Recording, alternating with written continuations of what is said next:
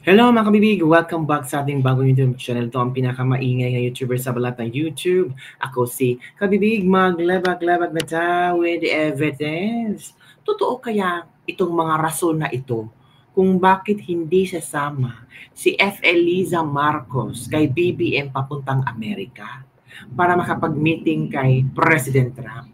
This was so shocking, no? Nung sinabi ni Claire Castro na hindi sasama si F. Eliza Marcos sa kadahilan ng ano.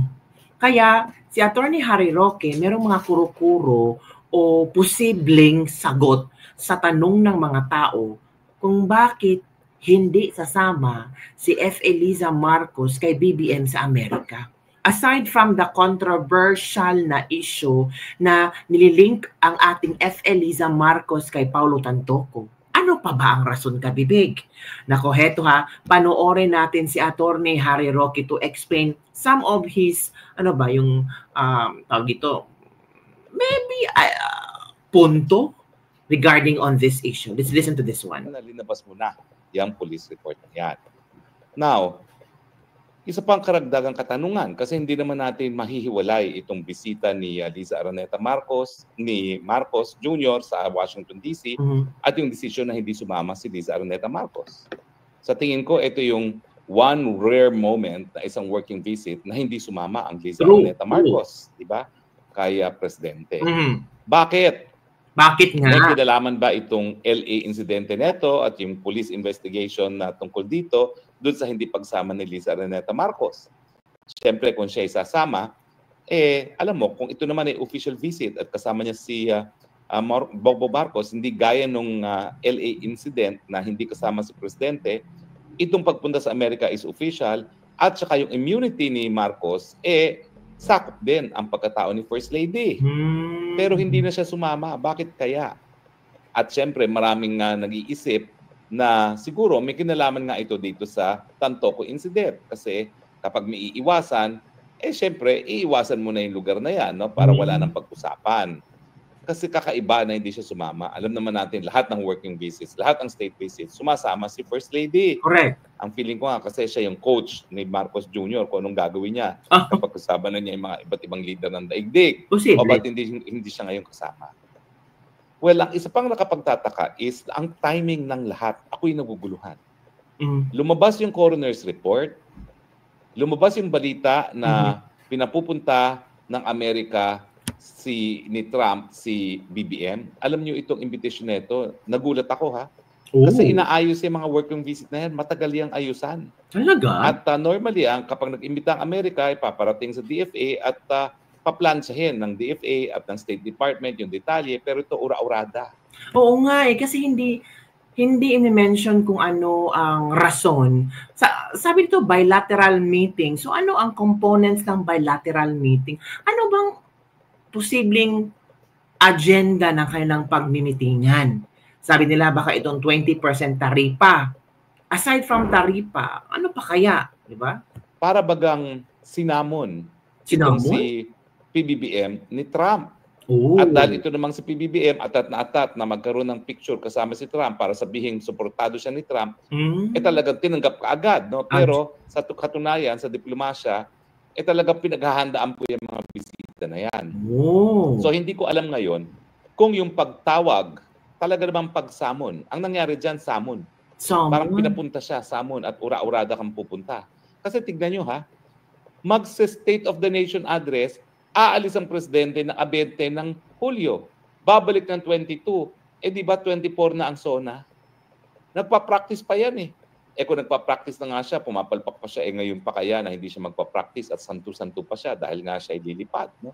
Magso-SONA na. So, alam natin na hindi talaga pinaghandaan itong pagpapatawag sa kanya sa Amerika. It was more of summon. So ngayon, pag pinagtagni-tagni natin yan, at saka yung deklarasyon ni Rubio na talagang hindi tayo iwanan, ano ang nakikita nating larawan? Unang-una, dawit ang First Lady sa isang pagkamatay. Pangalawa, ang Amerika kinakailangan ng Pilipinas para maging unsinkable warship ng Amerika sa laban nito sa China. Bagamat sa tingin ko, ito ay hindi magiging pangunahing agenda ng Trump administrasyon kasi siya ay America first. Mas unahin muna niya yung tariff war kaysa yung actual na gera. Pangatlo, nangangailangan ng suporta sa PBBM dahil napakababa ng kanyang acceptance and approval and trust rating sa Pilipinas at gagawin niyang lahat para makakuha itong PR moment na kasama si Trump na nagbibigay ng support sa kanya. At number 4, siyempre, inarian yung kagustuhan ng administrasyon na kung dawi talaga si Liza Araneta Marcos dyan sa LA, mawala yung insidente na yan. So pag pinagtugma-tugma mo yan, hindi mo maikakaila na parang related ang lahat. True. At anong basa ko dito? Unang-una, yung ura-uradang pag-iimbita, hindi yan dahil gusto nila magpakita ng support kay Marcos Jr. Sa tingin ko, grabe naman. So, ano lang, plastikan lang, or it's just a friendly meeting. Yung ginagawa ng mga malalaking taong politiko for the nation. Diba? O kaya yan, ura-uradang pinapunta ng Washington DC, alam mo naman ugali ni Trump yan, wala yan paligoy-digoy. Yan ay para sermonan itong Marcos Jr. Na kung ikaw gusto mo maging kaalyado namin, mag-igi-igi ka sa buhay mo. Una-una, bakit mo pinakulong yung kaibigan ko na si Duterte? Dahil lang sa kanyang war on drugs. Posible. Posible kaya gusto makipag-meeting ni Trump kay BBM para kay Pangulong Duterte? Posible din itong mga speculations, mga kuro-kuro ni Atty. Harry Roque. Kasi si PRRD at saka si Trump ay best friends daw di umano. Posible ka, Bibi? And yet, ang iyong sariling misis ay madadawit sa isang drug incident dito sa bansa ko sa LA? Hindi ba na parang tugma na may posibilidad na kaya pinatawag ni Trump si Marcos at sinamon yan Para bang katulong si Marcos na sinamon, pinapunta, ura-urada naman, binitawan ng lahat at pumunta. Magtakin mo. Yung paghahanda sa SONA, isinintabi para pumunta dahil pinapunta siya. So, parang talaga siyang alipin. Ba't siya pinatawag? Hindi naman siguro para purihin, kundi para sitahin. Hoy, Marcos Jr. Grabe, hindi naman purihin, kundi sitahin. Grabe na to, si Atty. Harry Roque. Pero may ano naman, may point to naman si Atty. Harry Roque na sisitahin si BBM ni Trump, 'di ba? Ako ba, for me feel ko talaga sa 20% taripa. Posible. Kahirap mong kampihan. Dahil pati ang misis mo nadadawit sa droga. At dahil dawit sa droga ang misis mo, siguro alam na rin ng mga Amerikano kung hindi yung realidad, yung chismis, na baka pati itong si Marcos Jr. dawit sa droga. Adoy. Parang walang pagkakaiba yan dun sa chismis na itong si Zelensky ng Ukraine gumagamit din ng droga. Diba? Narinig nyo yung chismis ng dalawang head of state ang gumagamit ng droga. Chismis. Pero as far as Trump is concerned, tignan nyo kung paanong tratuhin ni Trump si Zelensky. Na isang kaalyado talaga ng Amerika. Tama. Halos wala siyang respeto kay Zelensky. Totoo. Binabastos. Totoo. Bakit? Kasi nga ang tingin ni Trump, siya ay druggy. So, dapat bang pangbayabang ngayon itong Marcos Jr., itong pagsasamon sa kanya, pagtatawag sa kanya at pag-aalis niyang ura-urada papunta ng Amerika? Hindi. Dahil ang tingin ko, sosoplahin siya. Nako. Dahil mukhang alam na ni Tatay Trump na siya ay gumagamit ng pinagbabawal ng gamot at ngayon, binigyan pa niya ng headache, ng sakit sa ulo ang mga Amerikano dahil dito sa pagkadawit ni Liza Araneta sa pagkamatay ni Tantoco. Agoy ko. Now, anong implikasyon nito sa national security? Well, siyempre, ang gusto ng Amerika talagang tuluyan magsunod-sunuran si Marcos Jr. So, ang duda ko, sosoplahin niya yan, gaya ng sinopla niya si Zelensky, para makuha ang lahat ng gusto niya sa Pilipinas. Posible. Anong gusto niya? Pumayag ka na mas maraming EDCA-site. Pumayag ka na lahat ng base militar pwede na namin gawin. Halak ka. Di ba? At dahil tayo naman ay meron tayong nickel, pumayag ka na, kukunin din namin yung mga rare earth minerals mo. Halak. Huwag mo nang ipadala sa China. Nako. Hindi po malayong mangyari yan. Posible. Kasi nga, desperado naman ang Marcos Jr. na makuha ang suporta ng mga Amerikano. Posible. Diba? So kinakailangan talaga maging critical tayo sa pag-iisip at tinatagdi-tagdi natin ang mga pangyayari. So anong sinasabi ko? Ang sinasabi ko, unang-una, yung pag-release ng report na yan, na nadadawit si Liza Araneta Marcos, may kinalaman po yan sa pagtawag ni Trump kay Marcos na ura-urada. Halaka. Nang mensahe ay, magtinu ka dahil nahihirapan akong suportahan ka, napakahirap mong suportahin dahil nga lumalabas na kayong dalawang mag-asawa ay adik. Nako. At dahil ang Marcos Jr. naman ay atat na atat, makuha ang suporta ni Trump, ang gagawin naman ni Trump para suportahan kita, maski napakahirap mong suportahan, kukunin ko ngayon ang lahat na kailangan ko sa Pilipinas. Hello. Baka itaga nyo sa bato. Magkakaroon ba tayo mas maraming EDCA site?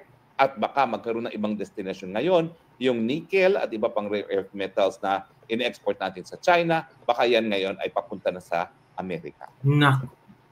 So, ang kapalit ng pagsuporta ng Amerika kay Marcos Jr. matapos na siya ay sosoplahin dito sa pagdating na nararating na kanilang pagpupulong, ay ang ating soberenya, mas maraming base militar na gagamitin ng mga Amerikano at yung ating tanging yaman. Na dahilan naman talaga kung bakit nila binili tayo sa Espanyol. Yung ating lokasyon na tayo stepping stone sa China at yung mga nababalitang tanging yaman. Dahil mula nung panahon ng mga Espanyol, talaga namang ang tanging kalakalan na nangyayari ay ginto kapalit ng kung ano-ano mga bagay-bagay na nabebenta doon sa Mexico ng mga panahon na yon o yung panahon ng Gallo Trade.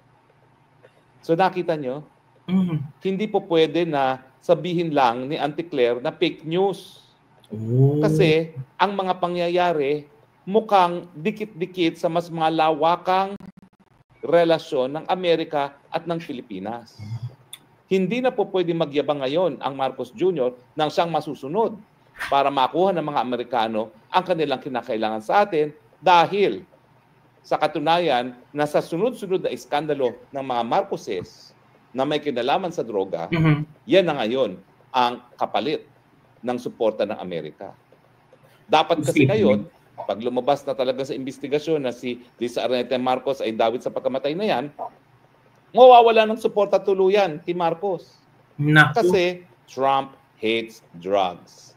Gusto niya magkaroon ng sariling war on drugs. And yet, siyempre, hindi mangyayari yan dahil may kinakailangan din siya kay Marcos Jr. At ang duda ko, nagkakaroon ng alinlangan naman ng mga Amerikano kung si Inday Sara ang susunod. Bagamat, sa tingin ko, iba yung pananaw ni Trump mismo na tinuturing na kaibigan si Tatay Digong dun sa pananaw ng mga taga-State Department na mag-iisip na anyone is better than a Duterte. So yun, kabibig ha. Yun ang paniniwala ni Attorney Harry Roque. Sa inyong palagay, tama ba itong mga punto na pag-a-analyze ni Attorney Harry Roque sa posibleng kaganapan, posibleng resulta ng meeting ni BBM at ni Trump? So maghintay-hintay tayo kabibig ha, because after ng meeting ni BBM at Trump, magsusona si BBM. Baka dito niya ibabalita sa atin kung ano ang kanilang pinagmitingan, kung ano ang magiging resulta, kung bababa ba yung taripa or kung as in isang malaking talanghaga pala talaga kabibig. Oo nga no, may point din si Attorney Harry Roque. Pinasumon ba si BBM or this is really an invitation na gusto talaga makausap ni Trump si BBM. Maghintay-hintay tayo kabibig. Don't forget to like, subscribe, and share this video para sa mga latest trending news na ating pag-usap-usapan. Yung mga sinasabi na Attorney Harry Roque, yun ba ang iilang posibleng rason kung bakit ayaw sumama ni F.A. Liza Marcos papuntang Amerika? Kasi yung ibang tao nagsabi, imposible naman kasi Liza loves America, di ba? New Yorker siya. Sabi ng ilang mga tao. Tapos ngayon, hindi siya sasama, big time meeting, President of the United States of America, magkipag-meeting sa kanila. So kung ako si Liza, sasama talaga ako. Pero nagkaroon kasi ng something na hindi magandang istorya na nililink si F. Liza. So natural, posible ayaw ni F. Liza na mahaluan ng intriga yung pagpunta ni ni BBM kay Trump o pag-meeting ni BBM kay Trump. So, baka siya lang ang nag-giveaway. Kasi baka sabihin niya, marami pang pagkakataon na makausap ko at ma-meet si Trump. Oh, posible rin kabibig. So yun lang kabibig ng ating latest debate for today. Don't forget to like, subscribe, and share this video. Bye everyone. See you next time.